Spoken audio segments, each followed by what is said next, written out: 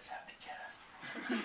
Alright, we're good to go. So, I just wanted to tell everyone that this is Dave, and he's been preparing wildly for this presentation for what is it, a month now, actually. Yeah. And so I'm very happy to have him here to tell us about nutrition. Cool. Well, hope you guys like this. Here goes. Thinking skeptically, clearly about nutrition. This comes in 3 parts. First part's a little basic anatomy and physiology lesson. We'll all sort of work through that. And then the second part is what to do, given what we've learned. And then the last part is the skepticism, sort of shooting down a couple of things which we might want to doubt. And it's not as clear-cut as that, but that's the ballpark. So please indulge me and help me out. We'll sort of fight through the anatomy part together.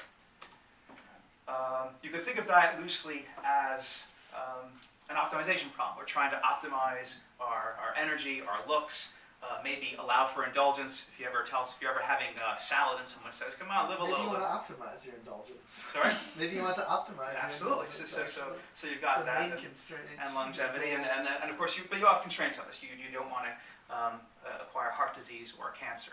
And the reason I model it this way, just to have it in our minds, is because it's going to be these constraints which largely shape the wisdom that we hear about nutrition. Yes? So is attention a constraint as well?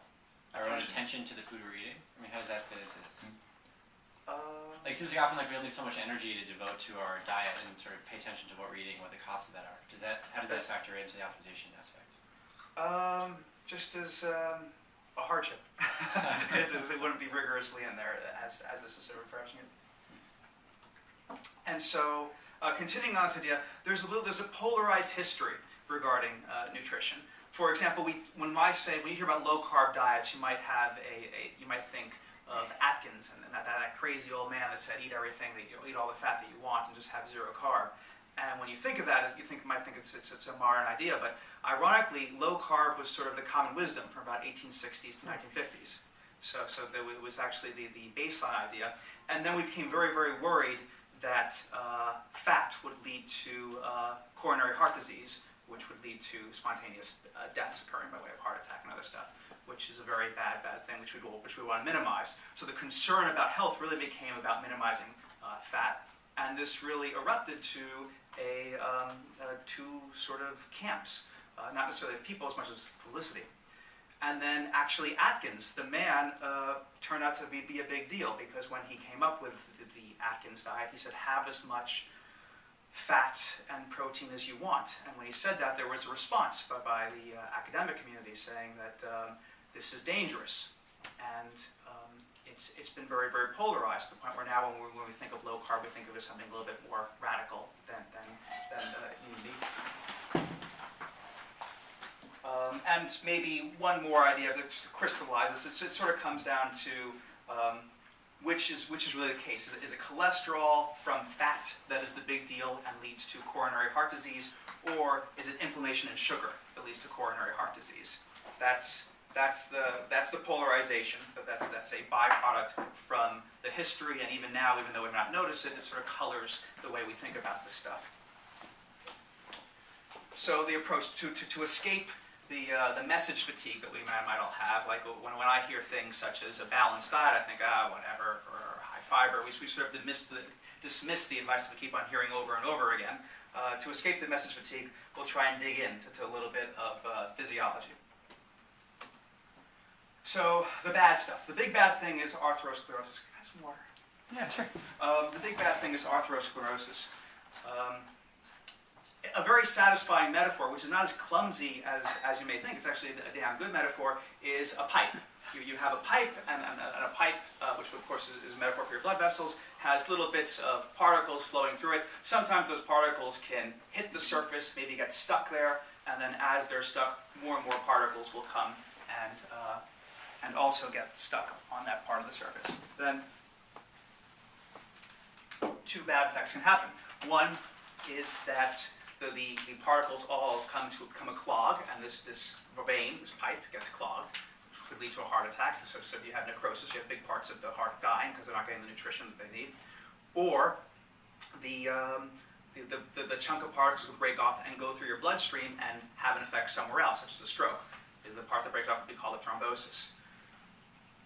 And inflammation contributes to this because the vessels, the endothelial tissues, which is actually the cell, which is the part that I've been calling a pipe, if that gets inflamed, this happens more easily. You have an easier capacity to sort of get stuck on the corner.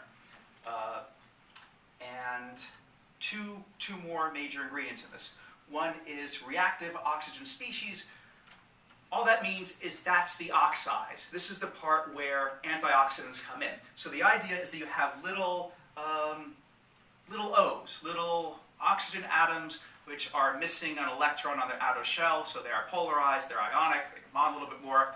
You have these little O's going through your bloodstream, or free radicals as they're called, and they can latch onto lipoproteins. Lipo means fat, proteins are proteins, so to take away the complexity and the mystery of this stuff, we just have little LDL particles, low-density lipoproteins, this is a part of cholesterol, floating through our blood vessels. They can get oxidized by little O's going through free radicals, and then it becomes a larger particle, which more readily sticks onto the surface of our piping. Yes? What does species mean in this context? No idea. So we have that. Sorry. Yeah. So I think it just means types, actually, just reactive oxygen types. So the solution, a nice solution to this would be an antioxidant. And now we could sort of introduce that idea. Why are we talking about antioxidants? Because hopefully, if you have just these little O's running through your body and you have OHs, which are the usual antioxidants, if you put an OH and an O together, you get water. And suddenly you've gone from this harmful free radical to just a little bit more water in your system and all is well.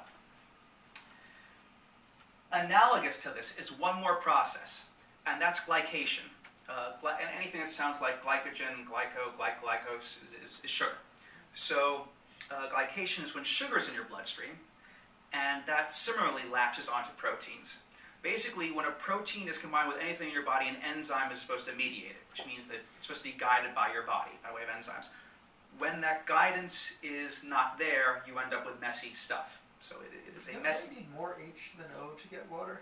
Because water is H2O, right? Yes, I'm So sorry. you said you take an O and you mix it with an OH. I didn't mean it rigorously, but...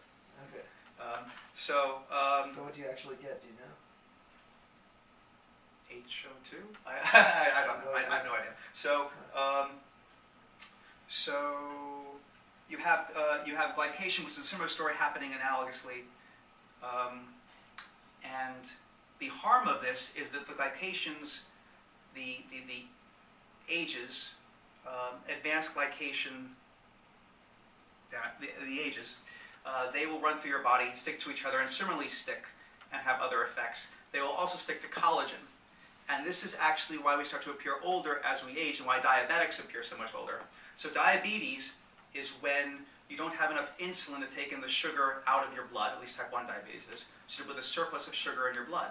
When you have this surplus of sugars, your proteins get glycated, and now you have these larger molecules. And among the things that happens is that these glycated stuff, they stick to each other, and they also stick to collagen. Collagen's in our skin, and they stick in patterns, which make them little weaves.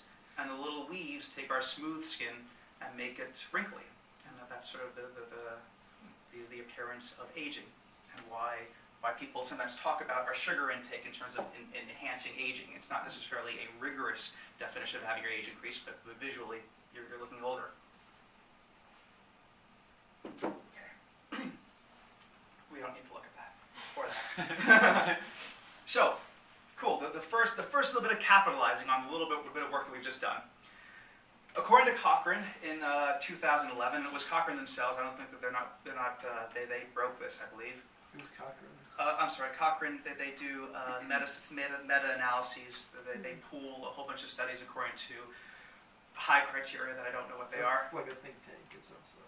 I don't know. Yeah, I can jump in here. Basically, Cochrane is probably like the most rigorous meta-analysis group in the world. Like most prolific and rigorous. So they'll take every study done on some topic, pull them all, and they'll evaluate the evidence quality of each study and kick out all the low quality studies, and then they'll write really nice like plain language summaries that anyone can read. So it's a great website. But how did they select the outliers?